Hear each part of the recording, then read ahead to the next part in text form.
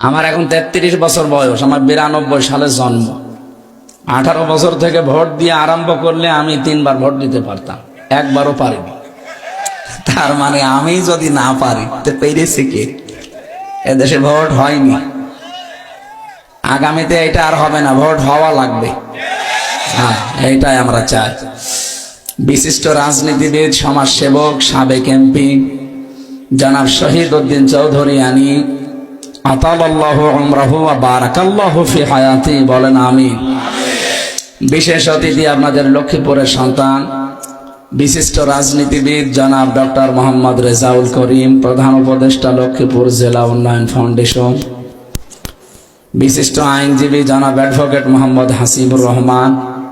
এতক্ষণ যারা আলোচনা রাখলেন মাওলানা সালাউদ্দিন চাঁদপুরি, মুফাসসিরে কোরআন। আলোচনা রেখেছেন মাওলানা মুফতি নাসির উদ্দিন।